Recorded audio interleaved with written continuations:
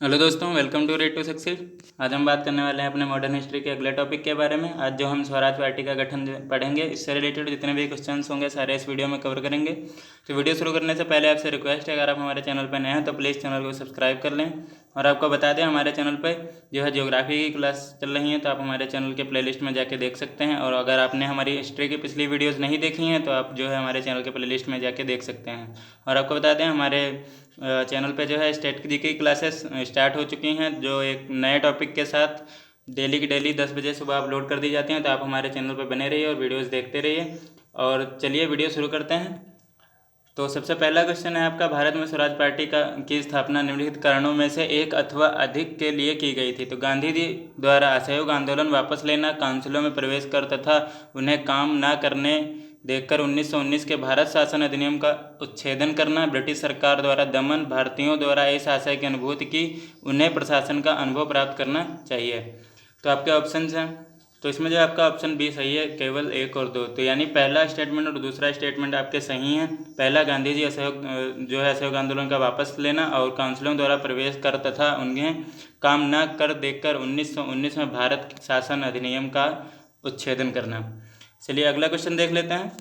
उससे पहले important point देख लेते हैं। तो वर्ष 1919 के भारतीय शासन अधिनियम द्वारा स्थापित केंद्रीय तथा प्रांतीय विधानमंडलों का कांग्रेस ने गांधी जी के निर्देशानुसार बहिष्कार किया था और वर्ष 1920 में चुनावों में भाग नहीं लिया। असहयोग आंदोलन की समाप्ति को और गांधी जी की गिरफ्तारी के बाद देश के वातावरण में एक अजीब निराशा का माहौल बन गया था। ऐसी स्थिति में मोतीलाल नेहरू तथा सी.आर. दास ने एक तिहाई विचारधारा को जन्म दिया। मोतीलाल नेहरू तथा सी.आर. दास ने कांग्रेस को विधानमंडलों के भीतर प्रवेश कर अंदर से लड़ाई करने का विचार प्रस्तुत किया। वर्ष 1923 के चुनावों के माध्यम से विधानमंडल में पहुंचने की योजना बनाई, किंतु वर्ष 1922 में कांग्रेस के गया अधिवेशन में बहुमत के साथ इस योजना को अस्वीकार कर दिया गया। सी.आर. दास इस दौरान वे कांग्रेस अध्यक्ष थे, जो कांग्रेस ने अध्यक्षता से त्यागपत्र दे दिया और मार्च 1923 में मोतीलाल नेहरू के साथ मिलकर स्वराज पार्टी की स्थापना की। तो मार्च 1923 में जो है मोतीलाल नेहरू के साथ मिलकर स्वराज पार्टी की स्थापना की। तो यह पॉइंट आपके लिए इम्पोर्टेंट है। और मुख्य उद्देश्य चुनावों के माध्यम से काउंसिलों में प्रवेश कर तथा उन्हें काम न करने देकर 1919 में भारत शासन अधिनियम का उच्छेदन करना था। चलिए अगला क्वेश्चन देख लेते हैं। तो आपका जो अगला क्वेश्चन है वह है, स्वराज दल की स्थापना असफलता के बाद हुई। तो जो है असहयोग आंदोलन की सफलता के बाद जो है स्वराज दल की स्थापना हुई थी। स्वराज पार्टी को संस्थापित किया था। तो स्वराज पार्टी को जो संस्थापित किया था आपके सी.आर. दास और मोतीलाल नेहरू ने। तो हमने इसके पीछे बात करी थी, तो यह क्वेश्चन भी पूछा गया है। तो यह वेरी वेरी इंपॉर्टेंट क्वेश्चन है, यह का एग्जाम्स में बार बार पूछा भी जा चुका है। अगला है आपका, स्वराज दल की स्थापना किसने की। तो स्वराज दल की स्थापना चित्तरंजन दास एवं मोतीलाल नेहरू जी ने करी। निम्न में से कौन स्वराज पार्टी का गठन से संबंधित है। तो सी.आर. दास और मोतीलाल नेहरू, तो हम ये पीछे बता चुके हैं। चलिए इसके आगे हम देख लेते हैं अगला क्वेश्चन। अगला है आपका मोतीलाल नेहरू और सी.आर. दास द्वारा 1923 में गठित पार्टी का नाम क्या था। तो स्वराज पार्टी जो है इनके द्वारा गठित पार्टी थी। तो मोतीलाल नेहरू स्वराज दल के नेता थे। निम्न में से कौन दल में नहीं था। तो जो है यह क्वेश्चन आपके लिए इंपॉर्टेंट है। तो श्रीनिवास अयंगर जी थे और आपके चित्तरंजन दास भी थे, विट्ठल भाई पटेल थे, सी गोपालाचारी जो है इसमें नहीं थे। तो आपका ऑप्शन जो है बिल्कुल डी सही है।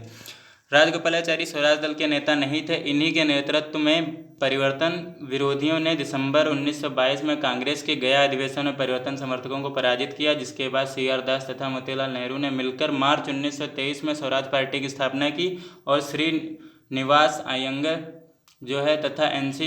केलकर स्वराज दल के अन्य प्रमुख नेता थे। 1925 में विट्ठल भाई पटेल का सेंट्रल लेजिस्लेटिव असेंबली का अध्यक्ष चुना जाना स्वराजियों की एक महत्वपूर्ण उपलब्धि थी।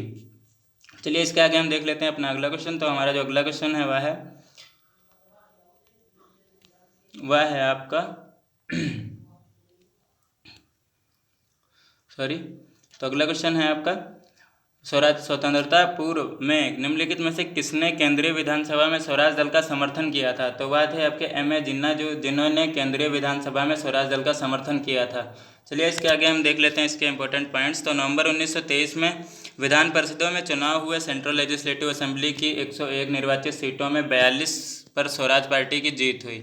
मध्य प्रांत में इन्हें स्पष्ट बहुमत मिला और बंगाल में ये सबसे बड़े दल के रूप में उभरे और बम्बई तथा संयुक्त प्रांत में भी अच्छी सफलता मिली। मद्रास और पंजाब में जातिवाद और सांप्रदायिकता की लहर के कारण इन्हें खास सफलता नहीं मिली। सेंट्रल लेजिस्लेटिव असेंबली में स्वराजियों ने एक साझा राजनीतिक मोर्चा बनाया, इसमें जिन्ना के नेतृत्व में उनके समर्थक उदारवादी व व्यक्तिगत रूप से कुछ विधायक जैसे मदन मोहन मालवीय शामिल थे।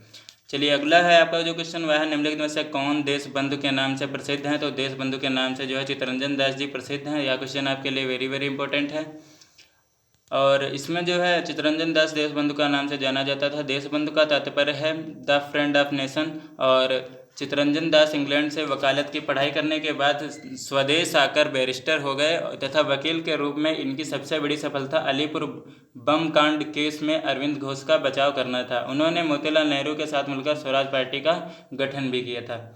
चलिए इसके आगे हम देख लेते हैं अगला क्वेश्चन। तो अगला है हमारा स्वराज आम जनता के लिए होना चाहिए, केवल वर्गों के लिए नहीं, कि प्रसिद्ध सूत्र की घोषणा की। तो यह घोषणा करी थी CR दास ने। तो यह जो स्टेटमेंट है आप जो है इसे ध्यान में रखिएगा कि स्टेटमेंट के द्वारा कई क्वेश्चंस पूछे गए हैं कई एग्जाम्स में, तो आप जो है इसे ध्यान में रखिएगा। चलिए अगला आपका क्वेश्चन है, अगला जो क्वेश्चन है वह है कांग्रेसी नेताओं द्वारा मॉन्टेग्यू चेम्सफोर्ड की रिपोर्ट की निंदा करने पर कई नरमपंथियों ने पार्टी छोड़कर निम्न में से कौन सी पार्टी का गठन किया। तो वह था इंडियन लिबरल फेडरेशन। इस पार्टी का जो है गठन किया था मॉन्टेग्यू चेम्सफोर्ड की रिपोर्ट की निंदा करते हुए। तो इसके जो है इंपॉर्टेंट पॉइंट्स देख लेते हैं। तो मॉन्टेग्यू घोषणा के बाद कांग्रेस में मत भिन्नता के फलता स्वरूप जो है अंततः कांग्रेस में पुनः विघटन हुआ और सूरत विघटन 1907 के समय उदारवादियों ने उग्रवादियों को कांग्रेस से निष्कासित कर दिया था। पर इस बार उदारवादियों ने ही कांग्रेस को छोड़ दिया। सुरेंद्र नाथ बनर्जी के नेतृत्व में कांग्रेस के उदारवादी एवं नरमपंथी नेताओं ने मॉन्टेग्यू चेम्सफोर्ड सुधारों का स्वागत किया तथा कांग्रेस से अलग होकर Indian liberal federation Akhil Bharatiya उदारवादी संघ की स्थापना की। तो यह जो है पॉइंट आपके लिए इम्पोर्टेंट है।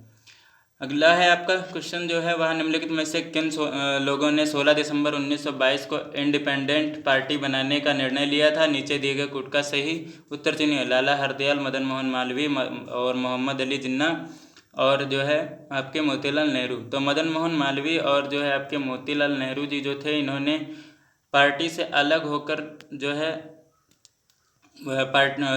इंडिपेंडेंट पार्टी बनाने का निर्णय लिया था। तो जो है आपका ऑप्शन डी सही है। 16 दिसंबर 1922 को इंडिपेंडेंट पार्टी बनाने का निर्णय मदन मोहन मालवीय मोतीलाल नेहरू ने लिया था। मदन मोहन मालवीय हिंदू सभा के संस्थापक सदस्य थे और जो है इन्होंने वर्ष 1916 में बनारस हिंदू विश्वविद्यालय की स्थापना की है। तो मदन मोहन मालवीय जी ने 1916 में बनारस हिंदू विश्वविद्यालय की स्थापना की। यह पॉइंट आपके लिए इंपॉर्टेंट है, यह क्वेश्चन कई बार पूछा भी जा चुका है। और मोतीलाल नेहरू ने CR दास के साथ मिलकर स्वराज पार्टी की स्थापना करी थी। तो यह पॉइंट तो हम कई बार देख चुके हैं। तो इसके आगे अगला क्वेश्चन है हमारा सेंट्रल लेजिस्लेटिव असेंबली का प्रथम भारतीय अध्यक्ष स्पीकर कौन था। तो वह थे आपके विट्ठल भाई जे पटेल। विट्ठल भाई जे पटेल जो रहे थे वो पहले स्पीकर रहे थे सेंट्रल लेजिस्लेटिव असेंबली के। अगला बात कर लेते हैं अगले क्वेश्चन के बारे में। तो अगला जो आपका क्वेश्चन है वह है वे राष्ट्रीय नेता कौन थे जो 1925 में सेंट्रल लेजिस्लेटिव असेंबली के अध्यक्ष निर्वाचित हुए थे। तो वो थे आपके विट्ठल भाई पटेल। और अगस्त 1925 में सेंट्रल लेजिस्लेटिव असेंबली का अध्यक्ष निम्नलिखित में से कौन था। तो वे थे विट्ठल भाई पटेल। अगला है आपका, तो इसके बाद में हम अगले जो क्लास होगी हमारी उसमें हम जो साइमन कमीशन के बारे में पढ़ेंगे।